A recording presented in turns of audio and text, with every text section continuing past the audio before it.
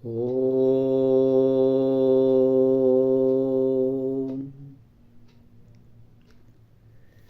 ಇಂದು September 11ನೇ ತಾರೀಕು. Today is ours. ಇಲ್ಲಿರುವಂತಹ ಈ ದಿನ ಸೆಪ್ಟೆಂಬರ್ 15ರಲ್ಲಿರುವಂತಹ ಬರಹ ಒಂದು ಚಿಂತನಶೀಲ ಬರಹ. ಶಿರೋನಾಮೆ: you can't afford to lose it. You can't afford to lose it. The Chinese have an admirable way of setting a quarrel.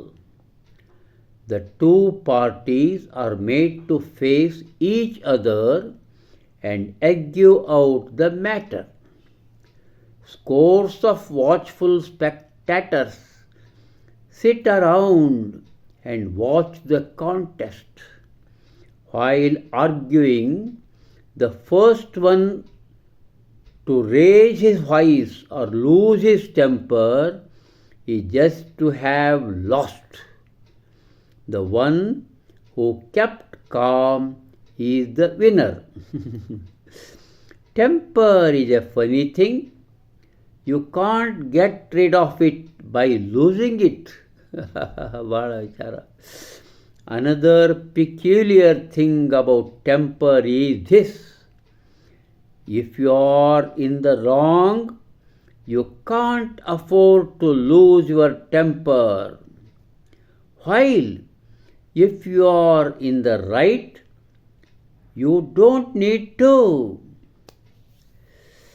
APP ಅನ್ನೋ ಮಹನೀಯರು ಬರೆದಂಥದ್ದೆಲ್ಲವೂ ಬರಹ. ಕೆಳಗಡೆ ಬರಹ: ಇನ್ every part and corner of your life, to lose oneself is to be gainer. To forget oneself is to be happy. ಬರೆದವ್ರು ಯಾರು? R.L. Stevenson. ಓಹೋ, beautiful. ಯಾರು ಹೇಳ್ತಾನಿದೆ. China ದೇಶದಲ್ಲಿ ವ್ಯಕ್ತಿಗಳ ನಡುವೆ ಇರುವ ಜಗಳಗಳನ್ನು ಪರಿಹರಿಸಿಕೊಳ್ಳಲಿಕ್ಕೆ ಒಂದು ಅತ್ಯಂತ ಪ್ರಶಂಸನೀಯ ವಿಧಾನವಿತ್ತು ಏನು. ಎರಡೂ ಪಕ್ಷಗಳು ಒಬ್ಬರಿಗೊಬ್ಬರು ಎದುರಿಸಿ ನಿಂತು ಆ ವಿಷಯವನ್ನು ಕುರಿತು ವಾದ ಮಾಡುತ್ತಾರೆ. ಸಾಕಷ್ಟು ಜನರು ಪ್ರೇಕ್ಷಕರಾಗಿ ಅವರ ಮುಂದೆ ನೆರೆದಿರುತ್ತಾರೆ. ಒಂದು ಸ್ಪರ್ಧೆ ಅಂತ ತಿಳಿದು ಆ ಸ್ಪರ್ಧೆಯನ್ನು ವೀಕ್ಷಿಸಲಿಕ್ಕೆ. ಹೀಗೆ ವಾದ ಪ್ರತಿವಾದ ಮಾಡುವಾಗ ಯಾರು ಮೊದಲು ತಮ್ಮ ಧ್ವನಿಯನ್ನು ಎತ್ತರಿಸಿ ಅಥವಾ ತನ್ನ ಯಾವ ಸ್ವಭಾವ, ಆ ಉತ್ಪ್ರೇಕ್ಷೆಯ ಸ್ವಭಾವವನ್ನು ಕಳೆದುಕೊಳ್ಳುತ್ತಾನೋ, ಉತ್ಪ್ರೇಕ್ಷೆಯ ಸ್ವಭಾವವನ್ನು ತೋರಿಸ್ತಾನೋ ಒಂದು ದೃಷ್ಟಿಯಿಂದ, ಅವ ಸೋತವ. ಆ ಇನ್ನೋರ್ವ ಮನುಷ್ಯ ಯಾರು ಶಾಂತನಾಗಿರ್ತಾನೆ ಅವ ಗೆದ್ದವ. ಮಜಾದ. ಈ ಸ್ವಭಾವ ಅನ್ನೋದು ಏನದಲ್ಲ, ಇದು ಭಾಳ ಮೋಜಿನ ವಸ್ತು ಅಂತಿದು. ಸ್ವಭಾವ, ವ್ಯಕ್ತಿಗಳ ಸ್ವಭಾವ. ನೀವು ಅದನ್ನು ಕಳೆದುಕೊಂಡಿರ್ಬೇರಿ ಅಂದರೆ ಕೆಲವು ಕೆಟ್ಟ ಗುಣಗಳು ಅಂಥವು ಇಂಥವು ಅಂದರೂ ಅದು ನಿಮ್ಮನ್ನು ಬಿಡುವುದಿಲ್ಲ. ಅದು ನಿಮ್ಮನ್ನು ಬಿಡುವುದೂ ಸಾಧ್ಯವಿಲ್ಲ. ಕೆಲವೊಂದು ಎಷ್ಟೋ ಸ್ವಭಾವಗಳು ಹುಟ್ಟು ಗುಣ ಅಂತ ನಾವು ಕರಿತೇವಲ್ಲ, ಹಾಗೆ ಇದ್ದೇ ಇರ್ತವೆ. ಈ ಸ್ವಭಾವ ಕುರಿತು ಇನ್ನೊಂದು ವಿಚಿತ್ರ ವಿಸ್ಮಯತೆ ಅದ. ಏನಪ್ಪ ಅಂದ್ರೆ, ನೀವು ತಪ್ಪು ಮಾಡಿದ್ರಿ ಅಂತ ತಿಳ್ಕೊಳ್ರಿ. ಆವಾಗ ನೀವು ನಿಮ್ಮ ಸ್ವಭಾವವನ್ನು ಕಳೆದುಕೊಳ್ಳುವುದು ಸಾಧ್ಯವೇ ಇಲ್ಲ.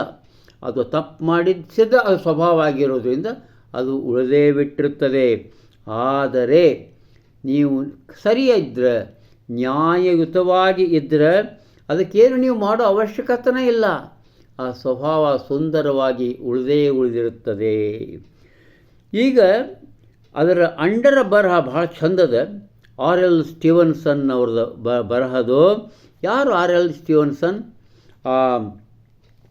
ಎಷ್ಟು 18ನೇ ಶತಮಾನ ಇದೆ ಕಾಣಿಸ್ತದೆ. 19ನೇ ಶತಮಾನದ ಮಹಾಪುರುಷ, ಅದ್ಭುತವಾದಂಥ ಒಬ್ಬ ಕಾದಂಬರಿಕಾರ.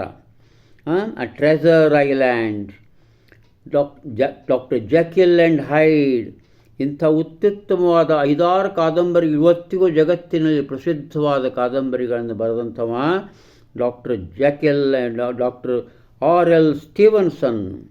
ಆ ಜೆಕಿಲ್ ಆ್ಯಂಡ್ ಹೈಡ್ ಕನ್ನಡದಲ್ಲಿ ಪುರುಷಾಮೃಗ ಅಂತ ಅನುವಾದ ಆಗಿತ್ತು.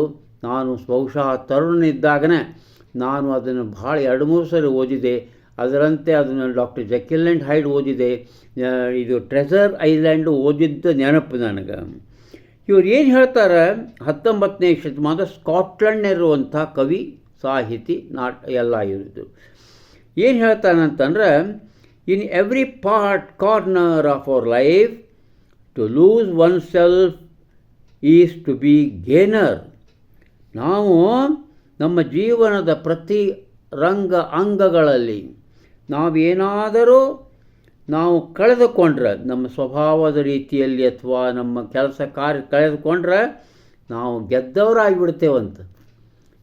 ಅಂದರೆ ಅದನ್ನು ನಾವು ಪ್ರತ್ಯಕ್ಷ ಮಾಡಿ ತೋರಿಸ್ತಿದ್ದೇವೆ. ಸ್ವಭಾವದ ವಿಚಾರ ಏನೋ ಕೆಟ್ಟ ಸ್ವಭಾವ ಇರ್ತಾವೆ, ಅವನ್ನ ನಾವು ತೋರಿಸ್ಕೊಡೋದಿಲ್ಲ, ಆವಾಗ ನೀವು ಗೆದ್ದವರಾಗ್ತೀರಿ ಅಂತಾರೆ.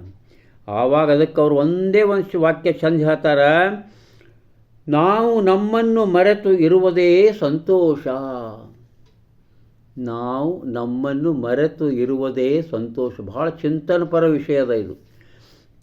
ನಮ್ಮನ್ನು ನಾವು ಮರೆತು ಇರಬೇಕು ಅಂದರೆ ಒಳಗಡೆಯಿಂದ ನಾವು ಮೌನಿಯಾಗಿ ಧ್ಯಾನಸ್ಥರಾಗಿರಬೇಕು ಅನ್ನುವಂಥ ಅಪರೂಪದ ಸಂದೇಶವನ್ನು ಇಲ್ಲಿ R.L. ಸ್ಟೀವನ್ಸನ್ ನೀಡಿದ್ದಾರೆ ಅಂತ ಹೇಳುತ್ತಾ ಇಂದಿನ ನಿವೇದನೆಯನ್ನು ಮುಗಿಸ್ತಾ ಇದ್ದೇನೆ.